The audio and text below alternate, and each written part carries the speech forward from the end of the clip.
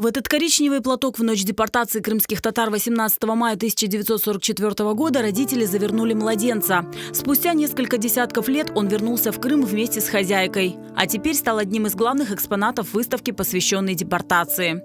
Его передала в Крымско-татарский музей Бие Ильясова. Каждая вещь, выставленная на экспозиции, хранит свою историю. Эльмас Мамутова рассказала о портфеле своей бабушки Лили Шамсидиновой. Майскую ночь она пошла к подруге готовиться к экзамену.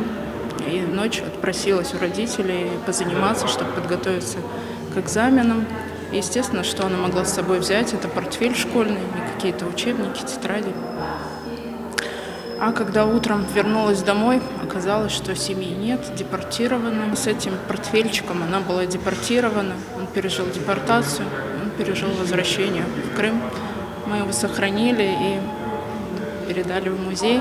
Представленные в экспозиции тематические стенды, предметы быта и искусства, архивные документы, фотографии и книжные издания предоставлены из государственных архивов и фондов Крымско-татарского музея культурно-исторического наследия, частных коллекций, общественными организациями. Bu ekspozisiya vasıtasıyla elbette mutlaka biz bu tarihini anlatmağa, göstermeye ve unutturmağa tırışacağız. Eşyaların her birinin ayrı efsanesi var. Mesela Aydar Ağa Bariyev, rahmetli endi, herkes onu bilir. Böyle küçük gugumçuk görüyorsunuz sergide. O ufak balaydı ve bu oyuncak gibi onu kullanıyordu.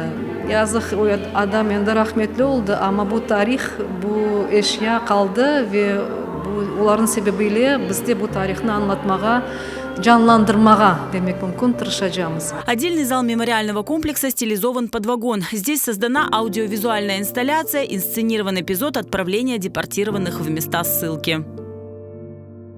Тут документальные факты, тут вся история, тут наглядность, тут рассказы о былом прошлом, как это все происходило. Это очень трогательно. Экспозиция знакомит с историей депортации не только крымских татар, но и других народов, высланных из Крыма. Галине Тимурчевой на момент депортации было 6 лет. Вывезли, как скот на открытых машинах, привезли, кинули сюда, в Сюрени, пока поезд, ждали мы вагоны, они поместили нас в эти ужасные вагоны. И в нашем вагоне женщина родила даже. В каких условиях она родила? Представьте, ребенок выжил. Для музея разработано специальное приложение, где с помощью интерактивного экрана можно познакомиться с оцифрованными архивными документами и фотографиями, а также воспоминаниями очевидцев, собранных интернет-изданием Краймиан Татарс Клаб. Для гостей экспозиции выступили солисты Крымско-татарского театра.